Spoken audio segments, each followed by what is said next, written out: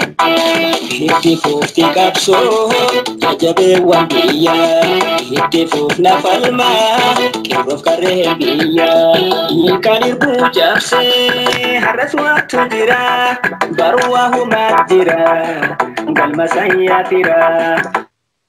Egaa kabajamtoota hordoftoota sagantaa Obarraa Global Media Network kanneen qilleensa gubbatti sagantaa keenya daawwataa jirtan akkuma yeroo aadeffatamee nageenyi rabbii guddaa isin birataa jiraatu jechuudhaan har'as akkuma yeroo darbee keessummaa keenya baratamaa haala wayitawaa qabsoo Oromoo keessatti isin qabadhee dhiyaadhee jira. Keessummaan teenya har'as qarree Oromoo qaalii sabaa taate takka isinii gama foddaa iskiriinaa Obarraa Global Network isinii dhiyeessee jira. Isheenis Dubree Aanannee Adam jedhamti. Itti aantuu hoggansa kora Gaadisa Marii dhaloota egeree bilisummaa Oromooti. Sagantaa kanarraa waa hedduu akka bartan abdii qaba. Kabajamtoota hordoftoota sagantaa Obarraa Global Media Networkiif beellama seene. Itti aantuu hoggansa kora Gaadisa Mariitiif koree hojii raawwachiiftuu Gaadisa Marii dhaloota egeree bilisummaa Oromoo haala yeroo irratti akka fiduuf beellama seene. Yaalii hedduun booda si argachuu keenyaaf nutis ni gammanna. Dhaggeeffattoonni keenyaaf uummanni Oromoo waa hedduu akkasumas shamarran Oromoo qooda gahee qabsoo bilisummaa Oromoo keessatti waa hedduu irraa baran jennee abdanna. Wanti har'a si barbaanneef jechuudha. Mee haala yeroo kanarratti waa xiqqoo lama dubbachuu barbaanna. Kana keessatti jechuudha akkaataa kora Gaaddisa Marii itti shamarran Oromoo aangeessitanii fakkeenya sabni tokko ijaaramu malee dhaloonni tokko ijaaramu malee walaba uf baasuu hin danda'u jettanii irratti jaarmiyaa tokko ijaartanii jaarmiyaa cimaa tokko ijaartanii dura bu'aa keessa wajjinis yeroo darbe haasayeetiin ture. Har'as akkuma beellama kabajamtoota hordoftoota keenyaaf seenetti gamanaan si argadhee jira. Kanaaf gaamee maal jettamee waa'een kora Gaaddisa Marii dhaloota egeree bilisummaa Oromoo jedhamu kun maal irra gahe?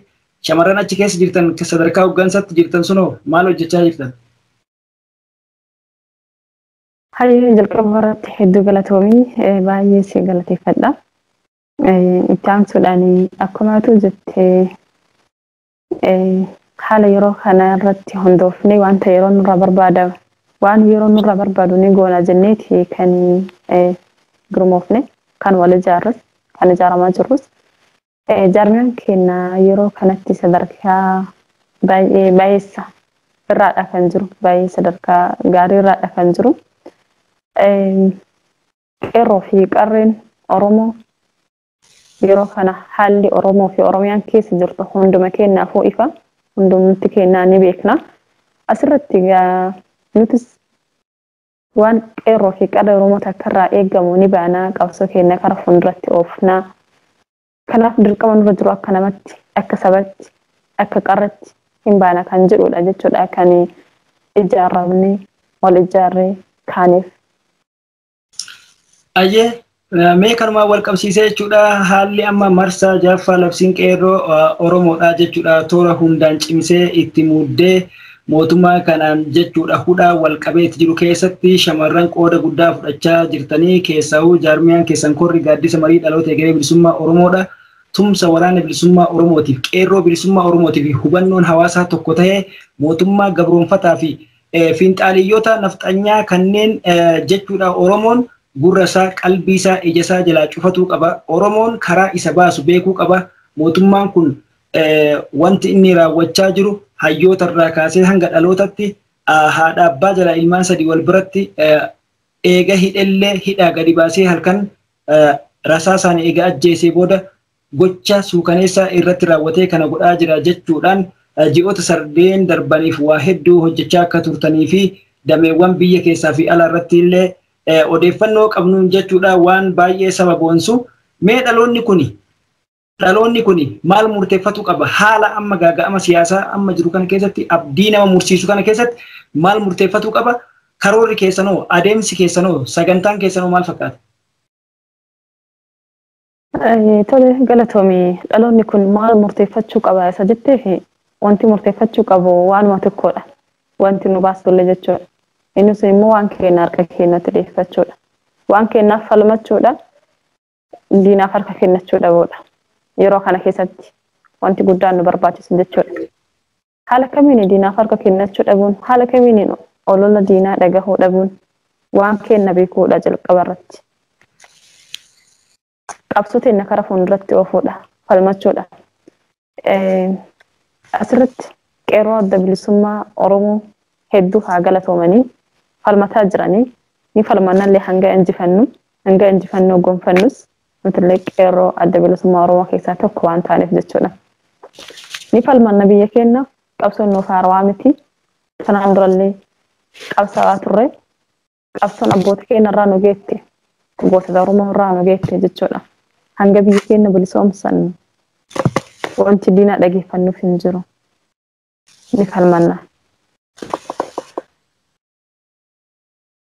Hayyee mee kanaan wal qabsiisee jechuudha haalli ammaan tanaa jiru hidhaa dararaa gidiraa bira darbee jechuudha. Ajjechaan jumlaadhaan Oromoo irratti xiyyeeffate akkasumas shamarran mirga sarbama daa'ima waggaa 6 irraa gocha fokkisaa saba ifirraa hin eeyne irratti maqaa Oromoo dhawatanii maqaa Oromoo dhiisii diinni Oromootu namni garaa waa dhalee fi dubartii irraa dhalate namni saba tokko irraa dhalate qe'ee maatii ilma namarraa ani bineensa irraa dhalanne namarraa dhaladhe jedhu siyaasa ofii miidhagfachuuf jecha maqaa shanee jedhu jaarmiyaa ulfaataaf kabajaa guddaa Oromootti horaa jiru adda bilisummaa Oromoo keessattuu waraana bilisummaa Oromoo shanee jechuudhaan moggaasanii isaantu kana godhe jechuun kun haga yoomitti isaan ceesisa bifa kanaan mootummaan kun ce'uu danda'a.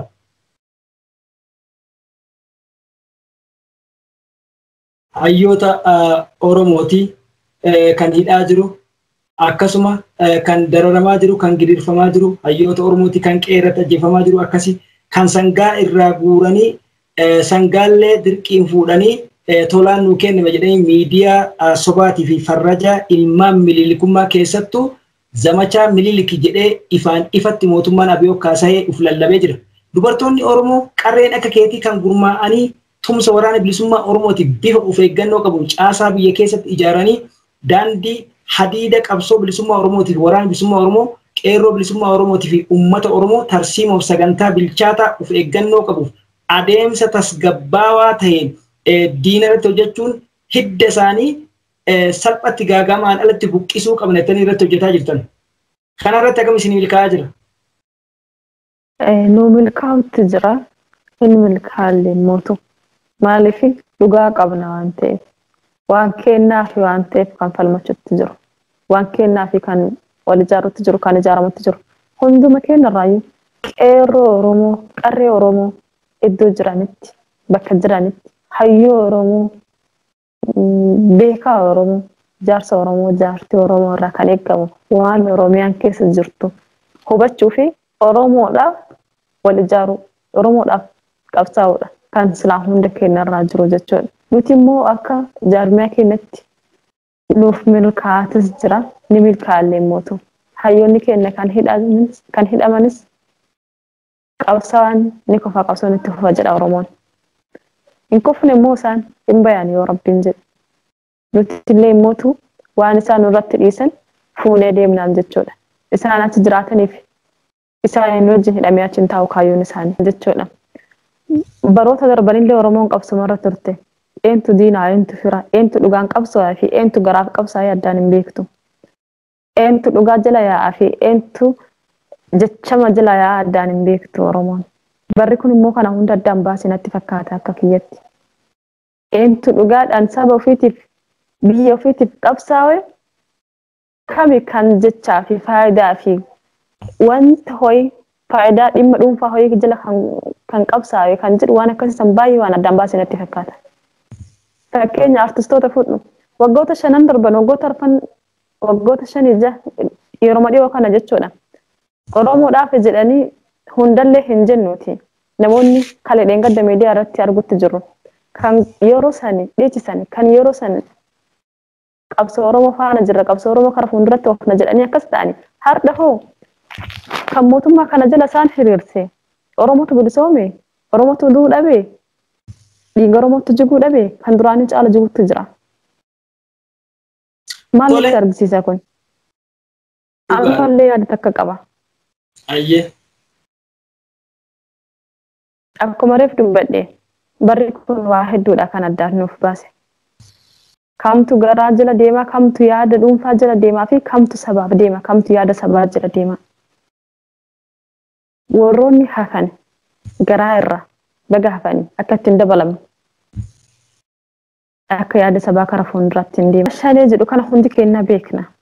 Oromoon kamuu beeka shaneen maal akka ta'e. Isaanis ololaniitii miti mootu.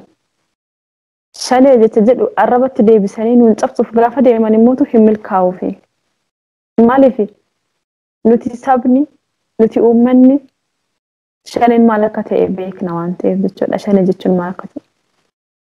Ulee ta'ee isaaniif yoo nu rukutu deeme yeroodhaaf malee baay'ee akka ittiin hin milkoofne dhaamuu barbaada.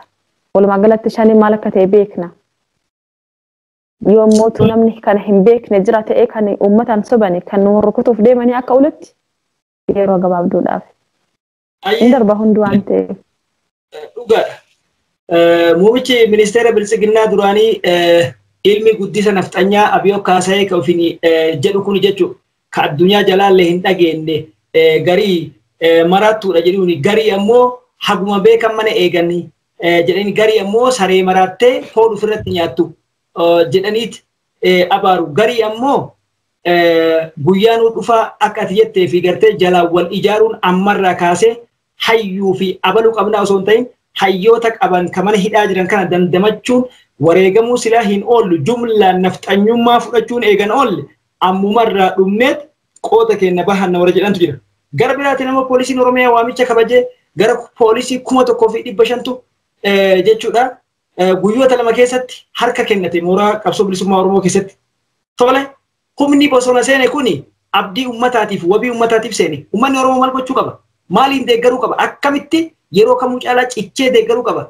Haalli qeerroo bilisummaa Oromootii fi uummata kana wal simsiisanii tokko godhanii yaadan wal ijaaran. Maal jettanii irratti hojjetaa jirtan akka koroo gaaddisa mariitti?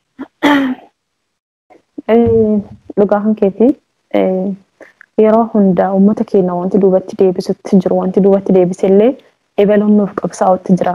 Nama akkasii qabnaa beeka akkasii qabnaa jennee isa laalutti of dagannee maal akka hojjechuu qabnu dagannee caaraa sila argannetti caaraa sila nutti fayyadamu malatti namni biraa fayyadama. Kanarraa barachuu danda'uu qabna. Ebaluu kiyyatu achinaaf jira dhiisne ani yoo ka'ee waan tokko godhe yoo jennee ofitti deebi'uu qabna jechuudha. Ani yoo of ijaare yoo of biratti yoo namoota ijaare yoo caasaa yoo ijaaran jaarmiyaa yoo ijaaran uummata kanaaf waan godhuu dandeenyu tokko yoo goone keessa keessan yoo wal ijaarra hanga kanatti eegu. Kanachi kaasii kana laalee haa ijaaramu haa fayyadu.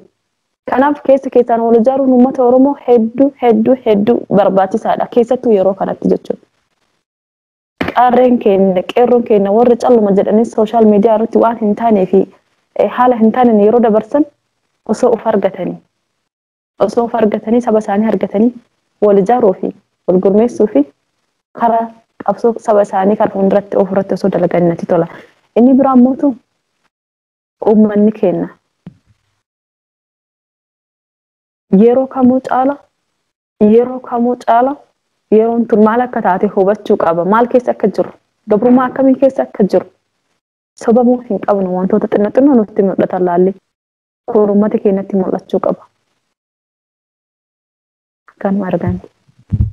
Tole dhumarratti yaada dabalataa yoo qabaatte yeroo biraa jechuudha waan kanaa fi kan kana fakkaatamuun jechuudha haala mijeeffannee kan isinitti deebinu ta'a. Ibsa gabaabaa nuu kennite yoo yaada dabalataa hin qabaatin jechuudha kan waan goolabna. Galatoomii yaada dabalataallee baay'ee hin qabu wanti dubbachuu barbaade. Qarreen Oromoo ufaa argannu sooshaal miidiyaa gubbarra warra jiran. Ufaa argannu ufaa argadha. Dhugaa jila yaa'a. Dhugaadhaan seenaa saba keessanii bara. Qabsoo Oromoo jira yaa'a. Isa afaaniin dubbatamu osoo hin taane isa isinatti amantan isa dhugaa. Seenaan Oromoo, seerri Oromoo, duudhaan Oromoo maal akka taate, uummanni Oromoo maal akka barbaadu kana hubachuu qaba. Kana jala yaa'uu qabanii yaada jedhudha kan dabarfachuu barbaade.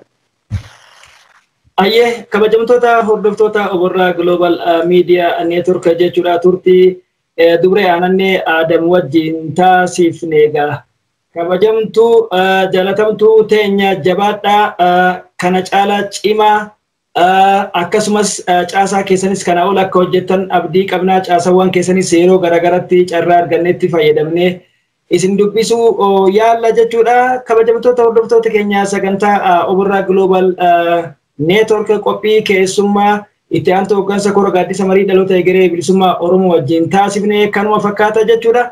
Yeroo biraa sagantaa kanaaf kan kana fakkaatan hayyoota dhiyeessine gola seenaatiif kan kana fakkaatan sagantaa keenya tamsaasa kallattii waayitawaa yeroo hunda ijaaf gurra uummata Oborraa Global Media Network tumsuun cinaa dhaabbadhaa isiniin jedha injifannoon uummata Oromootiif turtii gaarii.